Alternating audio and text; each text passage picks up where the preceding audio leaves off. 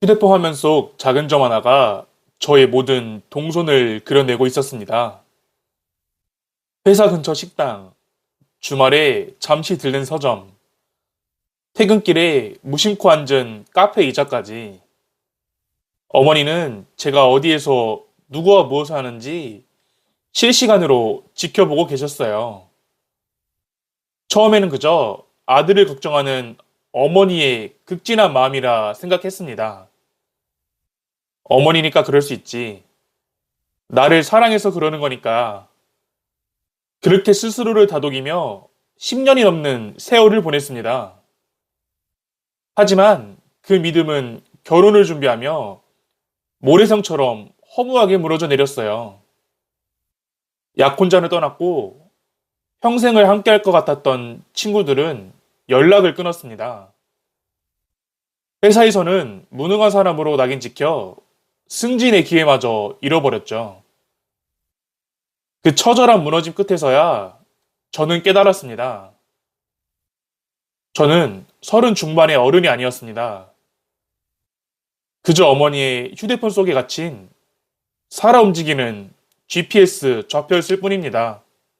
안녕하세요. 사연 말아주는 남자입니다. 소중한 이야기를 들려드리기 전에 지금 어디에서 듣고 계신지 지역이나 계신 곳을 댓글로 알려주시고 무료인 구독, 좋아요 눌러주시면 그곳으로 행운이 가득 깃들기를 바라겠습니다. 오늘 사연 시작합니다. 안녕하세요. 제 이름은 이준혁입니다. 남들처럼 대학을 졸업하고 곧바로 취직해 한 직장에서 10년 넘게 성실히 일해온 평범한 직장인입니다. 겉으로 보기엔 참 안정적인 삶이었습니다. 팀에서도 능력을 인정받아 승진 대상자 명단에 이름을 올렸어요. 오랫동안 응원해주던 연인과 미래를 약속하며 결혼 준비에도 박차를 가하고 있었으니까요. 주변에서는 저를 부러워하곤 했습니다. 번듯한 직장에, 화목한 가정에, 이제 가정을 꾸릴 준비까지 마쳤으니 부족할 게 없어 보였겠죠. 하지만 제 일상에는 남들에게 말 못한 비밀이 하나 있었습니다. 어머니는 제가 어디에 있든 항상 그 위치를 꿰뚫고 계셨어요. 사건의 시작은 어느 평범한 퇴근길이었습니다. 현관문을 열고 들어서자마자 어머니가 저를 기다리고 계셨어요. 평소와 달리 어머니의 표정은 묘하게 비장했습니다. 가방을 내려놓을 틈도 주지 않고 어머니는 제 휴대폰을 낚아채듯 가져가셨어요. 요즘 세상이 얼마나 흉흉하지 않니? 강도 사건이다 보다 뉴스만 보면 가슴이 철렁해. 이 앱 하나만 깔아놓으면 내가 좀 안심할 수 있을 것 같구나. 어머니의 손가락이 화면 위를 기민하게 움직였습니다. 위치 추적 앱을 설치하고 모든 권한을 허용하며 실시간 위치 공유를 활성화한 데는 1분도 채 걸리지 않았어요. 작업을 마쳐 어머니는 그제야 환하게 웃으며 휴대폰을 돌려주셨습니다. 이제 됐다. 이제는 네가 어디에 있든 내가 지켜줄 수 있으니까 걱정 안 해도 돼.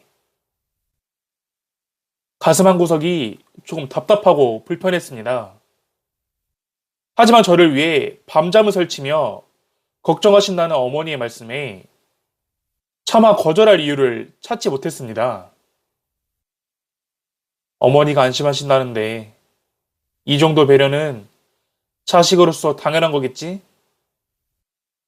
그렇게 가볍게 넘긴 그날의 결정이 제 인생을 송두리째 흔들어 놓을 서막이 될 줄은 꿈에도 몰랐습니다. 다음날 점심시간이었습니다. 동료들과 새로 생긴 식당에서 음식이 나오길 기다리고 있는데 휴대폰이 진동했어요. 어머니였습니다. 춘향아, 지금 어디니? 회사 앞 식당이에요. 동료들이랑 점심 먹으러 나왔어요. 거기 위생 등급이 낮다고 하더라. 먹고 배탈 나면 어쩌려고 그러니? 차라리 옆 건물에 있는 한식당으로 가지 그랬어. 순간 등골에 서늘한 기운이 쳤습니다. 저는 식당 이름을 말한 적 없었거든요. 하지만 어머니는 제가 어느 건물, 어느 가게에 앉아 있는지 정확히 알고 계셨습니다.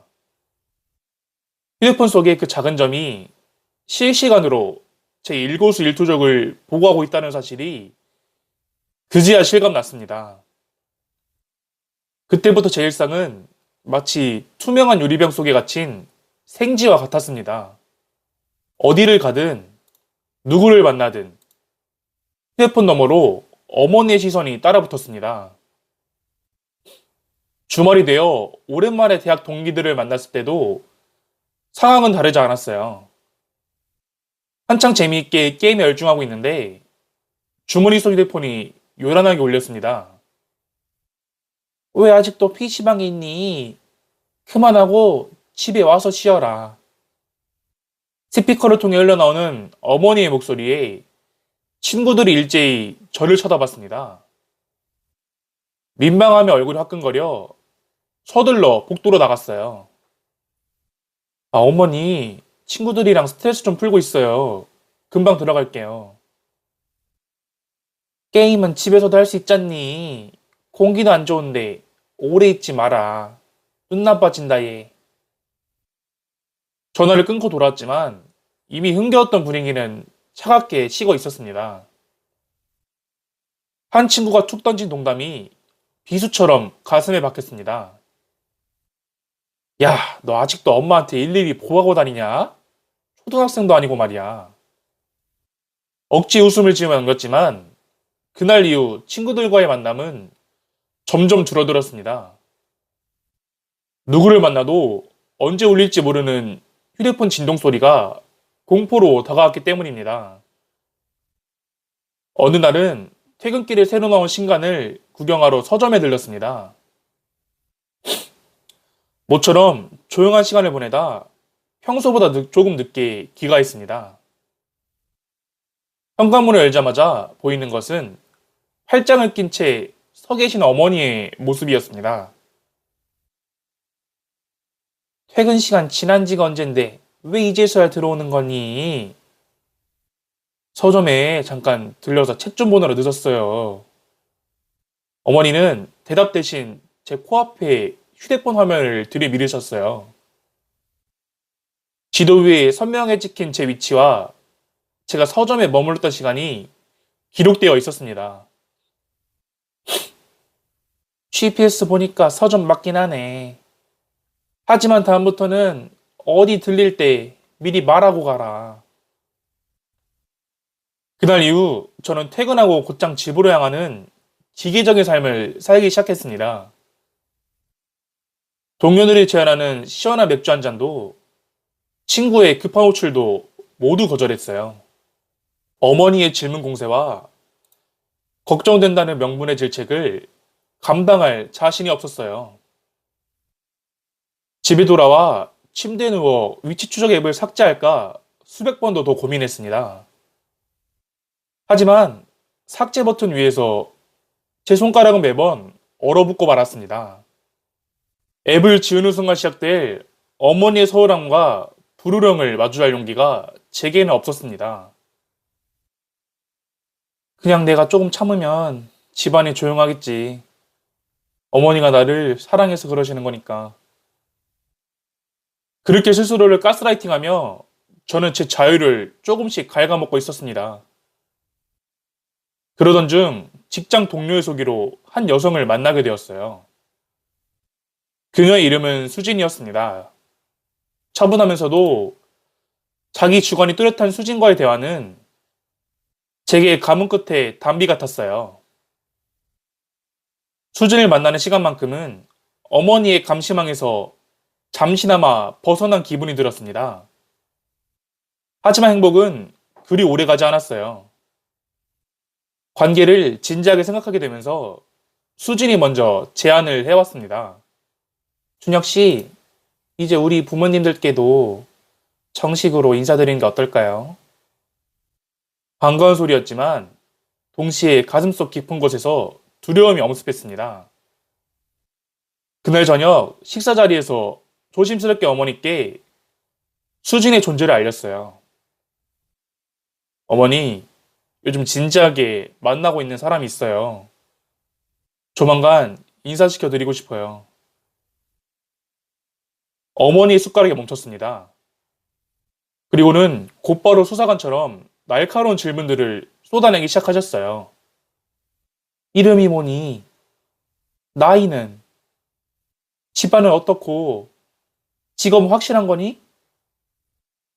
제가 대답하는 동안 어머니는 휴대폰을 꺼내 수진의 이름을 검색하셨어요. 그리고는 SNS 계정을 찾아내 수진의 사진들을 하나하나 넘겨보며 품평했습니다.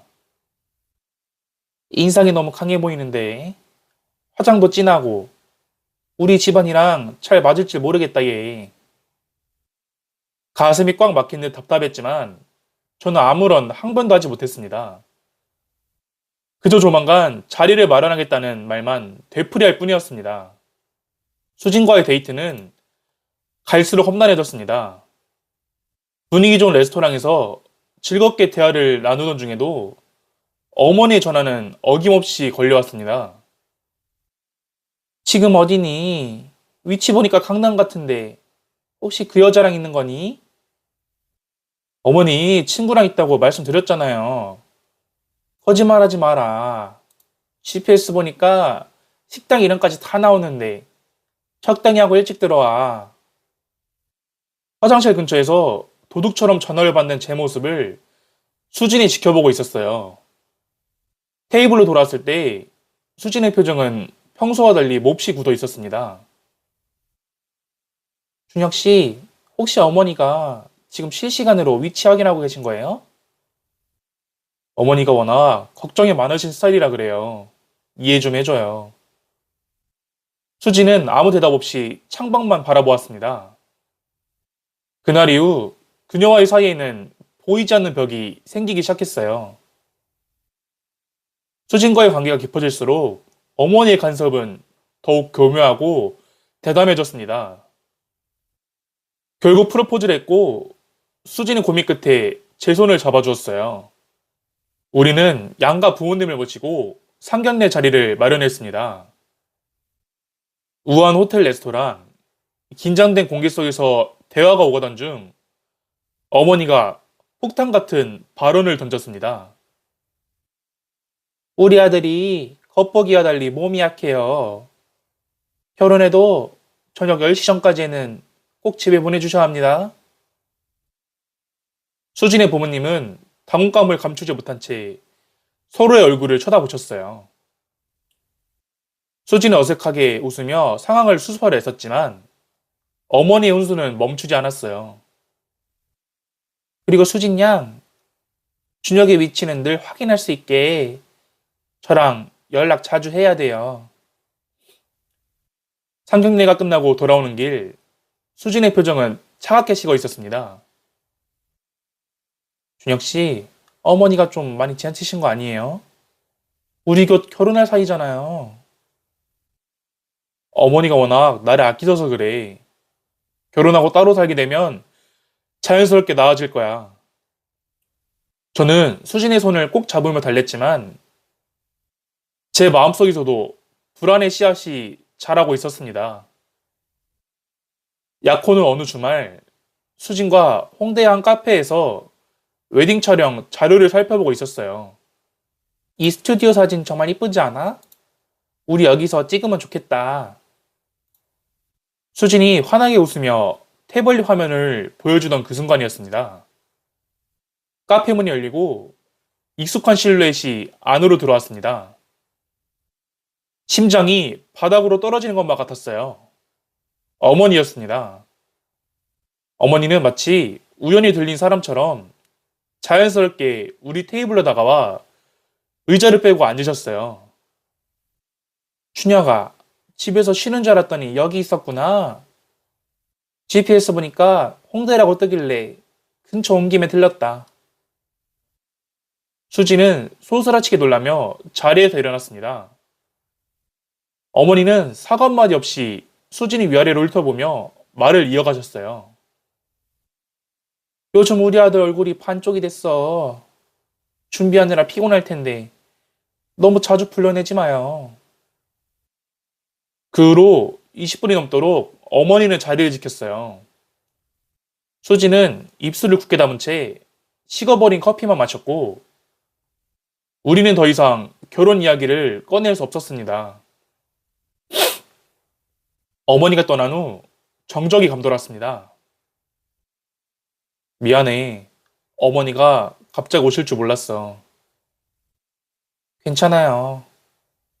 수지는 짧게 대답했지만 그 눈빛은 이미 저를 떠나 있는 것 같았어요.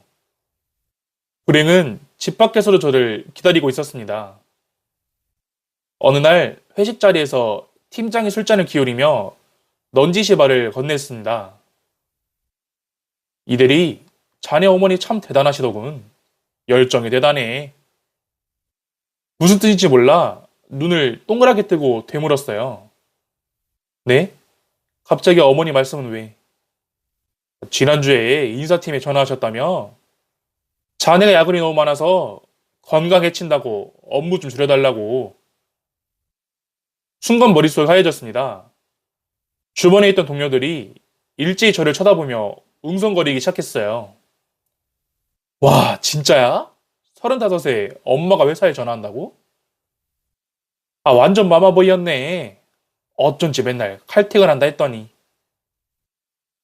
누군가의 비웃음 섞인 속상임이 화살처럼 날아와 꽂혔습니다. 얼굴이 타들어갈 때 뜨거워졌고, 저는 쥐구멍이라도 찾고 싶은 심정이었습니다. 그날 이후 사무실 분위기는 완전히 달라졌어요. 제가 지나갈 때마다 동료들은 대화를 멈추고 묘한 눈길을 보냈습니다.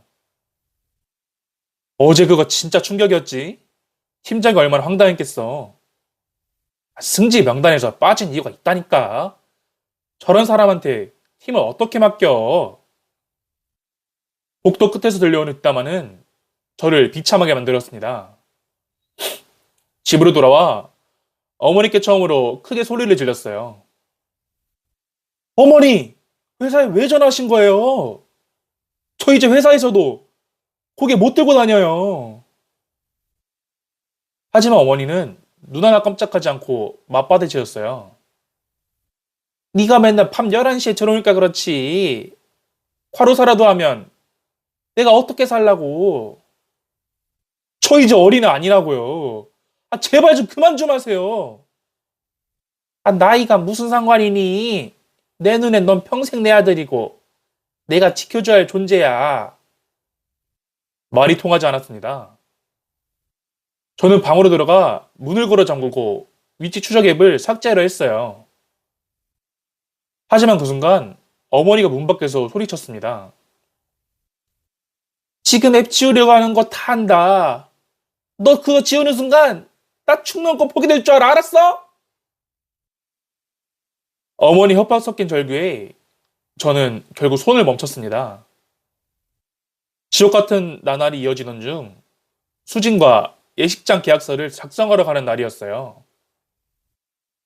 웨딩홀 상담실에서 플래너가 계약 조건을 설명하고 있었습니다.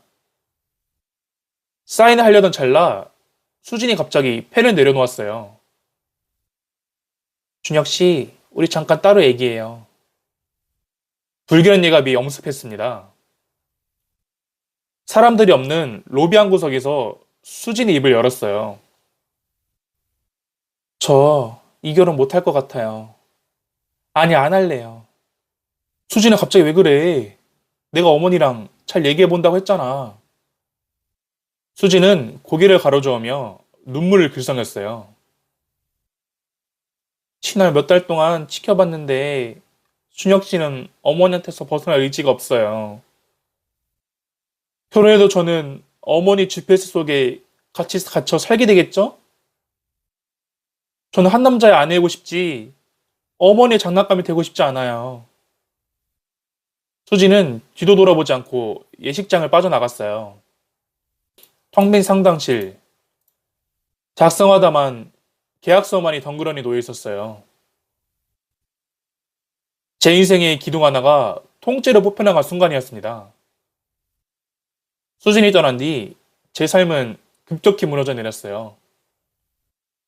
회사에서는 예정되었던 승진에서 탈락했다는 소식이 들려왔습니다. 인사팀장은 저를 따로 불러 조심스럽게 입을 열었어요. 이대리, 업무 성과는 훌륭하지만 팀을 이끌 사람에겐 독립성이 필수거든요. 보호자가 회사에 수시로 전하는 상황에서 팀원들이 이대리를 믿고 따르겠어요? 아무 대답도 할 수 없었습니다. 사무실로 돌아오니 동기들은 승진 축하 파티 계획을 세우며 웃고 있었습니다. 저는 그 무리에 끼지 못한 채 멍하니 모니터만 바라보았어요. 인간관계 역시 처참하게 끊겨 나갔습니다. 대학 동기의 결혼식 청첩장조차 받지 못했다는 사실을 뒤늦게 알게 되었어요. SNS에 올라온 친구들의 단체 사진 속에는 저만 빠져 있었습니다. 서운한 마음에 친구에게 메시지를 보냈지만 돌아온 답장은 차가웠어요. 아, 미안하다. 근데 네 어머니가 예식장까지 찾아와서 소란 피우실까봐 다들 걱정해서 말이야. 네 문제부터 해결하고 나중에 보자. 당분간은 연락하기 좀 그렇네. 단톡방에서도 강퇴당한 것을 확인한 순간 세상에 저 혼자 남겨진 기분이 들었습니다. 어느 늦은 밤 무거운 발걸음으로 귀가했을 때였습니다. 식탁 앞에 앉아 계신 어머니 앞에는 여러 장의 종이가 펼쳐져 있었어요.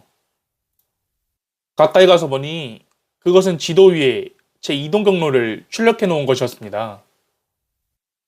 제 일주일간의 동선이 핏빛처럼 붉은 선으로 촘촘하게 그려져 있었어요. 춘향아, 지난주 수요일에 퇴근하고 왜 이 모텔 근처 골목으로 들어갔니? 아, 버스 정류장 가는 길이었어요.